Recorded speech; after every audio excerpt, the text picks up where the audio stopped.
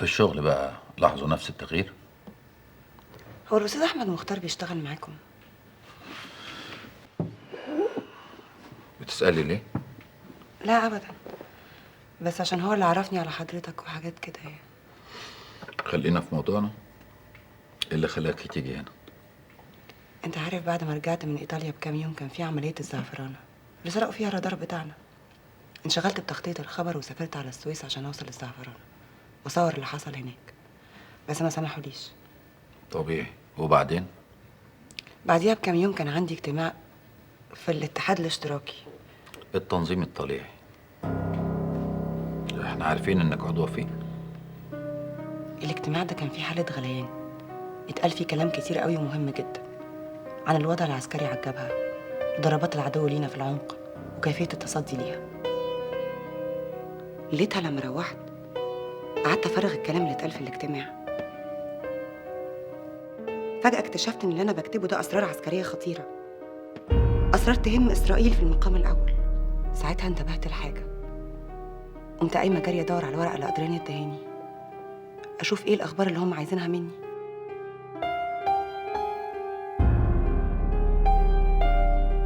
لقيتها نفس المواضيع اللي اتناقشت في التنظيم الطليعي.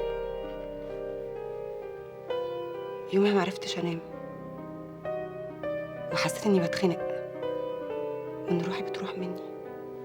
ابتدت الكوابيس تجيلي.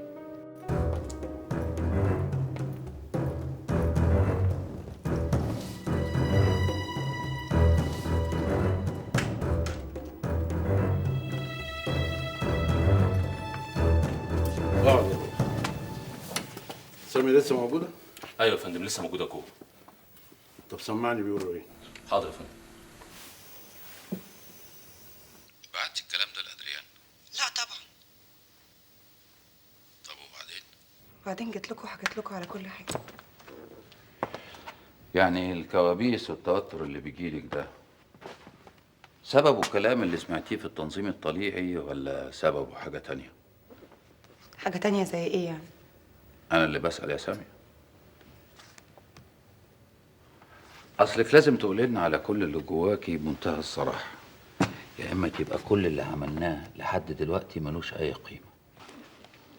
بقول لك ايه، ما تقول اللي حضرتك عايزه بشكل مباشر وصريح. صريح؟ ايوه. شوف يا سامية، في حاجات كتير قوي مهمة المفروض ما تعرفيهاش، لكن أنا مضطر أقولها لك. حاجات ايه؟ حاجات حصلت لك في رحلة إيطاليا، زي حادثة سرقة الشنطة مثلا. هي حادثة لكن متدبرة. مدبرة؟ أيوه، من ساعة ما دخلتي كافيتيريا مالو وانتي محطوطة تحت المراقبة.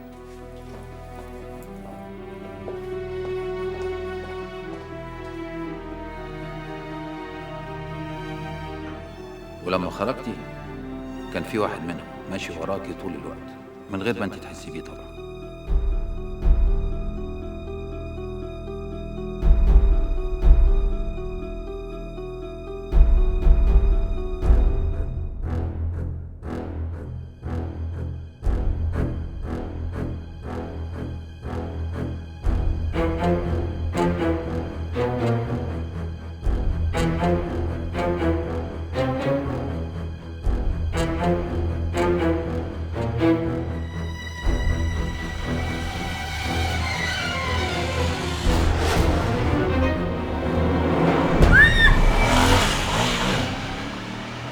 ولما حاولتي تتصلي بنبيل من اسم البوليس وقالوا لك انه مسافر، ما كانش مسافر ولا حاجه.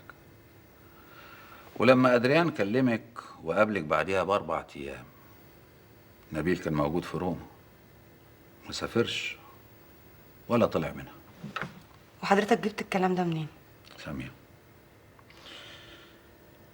احنا عنينا معاكي من ساعه ما خرجتي وسافرتي ايطاليا لغايه ما رجعتي. كنتوا بتراقبوني؟ كنا خايفين عليكي. وما قلتوليش ليه؟ وسبت كل ده يحصل لي ازاي؟ انتوا ايه؟ بتلعبوا معايا؟ بتلعبوا بيا؟ عادل بيه، ممكن اسالك سؤال وترد عليا بصراحه؟ بصراحة انت شاكك في ادريان ولا شاكك في نبيل؟ شاكك في الاتنين. لا انا ما اسمحلكش. ادريان في الاخر صحفي، هيبيع الاخبار اللي انا بديها له للناس اللي تدفع له اكتر. لكن نبيل لا. سامية، انا عارفه اللي بقوله لك. سامية، اسمع كلامي. سامية، ممكن تبطلي الاسطوانة اللي انت عمالة تقوليها دي؟ اسطوانه؟ ايوه، اللي انت مش فاهمة منها حاجة، واللي ادريان محفظها لك عشان تردديها زي البغبغان. انت عايز ايه بالظبط؟ انا مش عايز حاجة، انا عايزك انت تعرفي الحقيقة. انهي حقيقه؟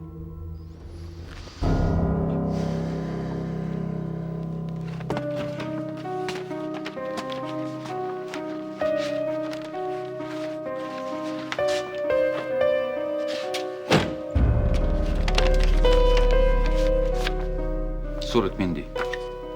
ده ادريان تومسون. واللي معاه؟ ده انا. ودي؟ ودي؟ ودي؟ كل دي صوري انا وادريان في روما. ايه الجديد يعني؟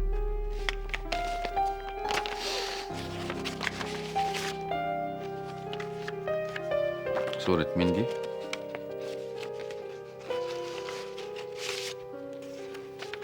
صورة مين دي؟ ده نبيل. واللي معاه؟ ادريان تومسون. ودي؟ ودي؟ الصور دي اتاخدت يوم 15 أكتوبر، يعني قبل ما حضرتك توصلي روما بشهرين. وفرد. هو نبيل له دخل بالأخبار والأنباء والحاجات دي ولا إيه؟ لا بس ممكن جدا يكونوا اتقابلوا صدفه. تبقي كدابة، لأنك أنت بنفسك قايلالي إنكوا لما قابلتوا أدريان في مطعم مادو الاتنين ما كانوش يعرفوا بعض، وإنها دي كانت أول مرة تتقابلوا فيها، مش كده ولا إيه؟ انت تعرف ادريان ده؟ مين ادريان؟ الصحفي الانجليزي اللي السنيور جارزيني كلمك عنه. ولا عمري شفته. أنا عايزك بقى تشوفي آخر صورة. مين ده؟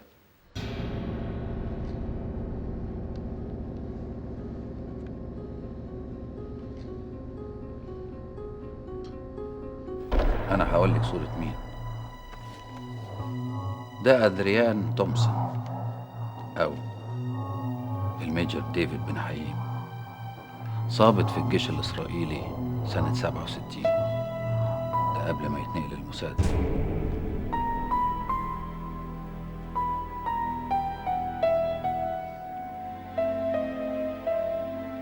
سامية،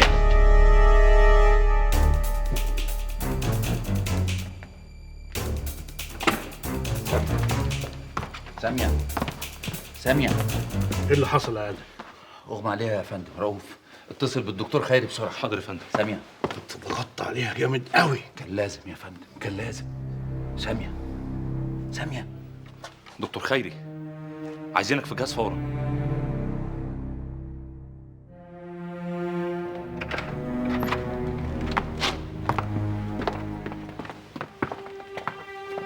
خير يا دكتور؟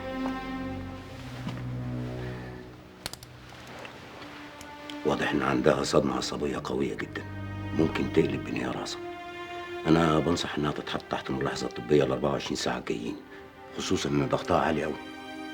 محتاجة تتنقل المستشفى ولا حاجة؟ ضروري طبعا. رؤوف، جهز الإسعاف، خليهم يدخلوا ويخرجوا من باب الهولون. حاضر يا فندم. بس والدة سامية روح انت، انا هتصرف معاها. حاضر سيدي.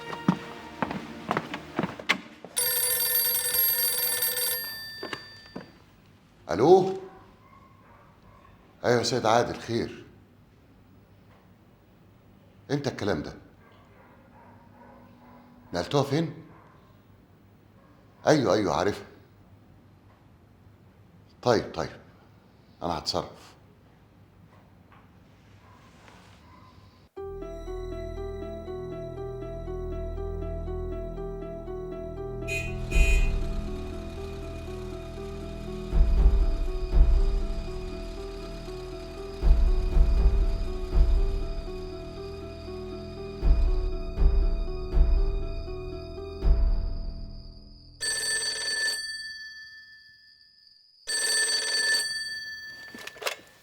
الو. ايوه مختار، ايه؟ انتوا عندكم شغل الليله كتير ولا ايه؟ لا، الشغل العادي يعني. امال سامي ما رجعتش لحد دلوقتي ليه؟ سامية كويسة بخير. بقول لك ايه يا اقبال، البسي هدومك و10 دقايق اكون عندك. مختار، ساميه مالها يا مختار؟ سامية كويسة، هي مرهقة بس شوية. انا هاجي اخدك ونروح نشوفها. هنشوفها فين؟ اقبال انا جاي لك على طول، ارجوك جهازي.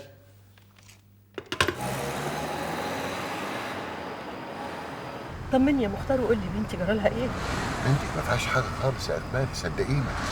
هم شوية ارهاق جولها في المجلة، الظاهر ما كانتش نايمة كويس. هي الكوابيس اللي بتجيلها كل ليله من ساعه ما رجعت من ايطاليا، بعد ما قابلت الولد اللي اسمه نبيل ده، بس مش لدرجه انها تدخل مستشفى. الظاهر كان في مناقشة حامية في التنظيم الطليعي بينها وبين زمايلها هناك. بنتك احتدت وانفعلت زيادة عن اللزوم، وانت عارفة بنتك بقى لما تنفعل. لكن الدكتور طمني لما اتصل بيا قال لي ما فيهاش حاجة خالص ان شاء الله. يا رب حبيبتي يا بنتي.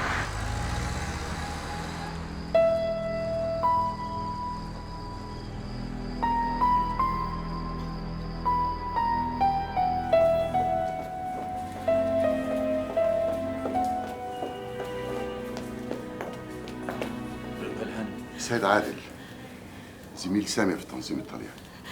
ساميه يا بنتي جرالها ايه؟ هي فين؟ سامي بخير، الدكتور معاها جوه. فاطمه، عينت الدم بتروح المعمل فورا. فهم الدكتور النبطشي عايز تحاليل كامله لصوره الدم. طمني يا دكتور، بنتي جرالها ايه؟ اقبال هانم والدة سامي. اهلا وسهلا يا هانم. بنتي مالها؟ ما تتخضيش، بنتك بخير يا هانم. هي واضح انها اتوترت وانفعلت زياده عن اللزوم، فالضغط ارتفع عندها فجاه. بس هي بخير دلوقتي الحمد لله، كام يوم كده وهتخرج بالسلامه ان شاء الله. ان شاء الله. مش قلت لك يا اقبال حكايه بسيطه؟ لا، انا عايزه اشوفها، عايزه اشوفها. ايوه هانم، بس هي نايمه دلوقتي، احنا اديناها حقنه مسكنه عشان تهدى والضغط يرجع لحالته الطبيعيه. ارجوك يا دكتور، دي بنتي الوحيده، انا ماليش غيرها في الدنيا. طيب اوكي، بس هي نايمه، ارجوكي ما تصحيهاش ولا تتكلمي معاها، لان النوم بالنسبه لها دلوقتي احسن علاج. مفهوم؟ حاضر حاضر يا دكتور. من فضلك، كفايه والدتها. ممكن اعرف سامي عندها ايه بالظبط؟ هي واضح انها تعرضت لصدمه نفسيه جامده، كانت على وشك انهيار عصبي، بس الحمد لله لحقناها في الوقت المناسب. انا سمعتك تقول لوالدتها انها ممكن تروح قريب. الكلام ده حقيقي؟ ربنا يسهل، احنا هنحطها تحت الملاحظه لمده 48 ساعه. المهم عندنا دلوقتي ان الحاله تستقر، ما يحصلهاش اي مضاعفات. سيد عادل، انا موجود في مكتبي لو احتجت اي شيء. عن اذنكم. اتفضل يا دكتور. شكرا. انت فتحتها بشكوكك حوالين نبيل؟ كان لازم اصارحها. المهم بس والدتها ما تعرفش اي حاجه. طبعا طبعا. طيب اتفضل انت عشان تلحق وقتك. عن اذنك. سلام.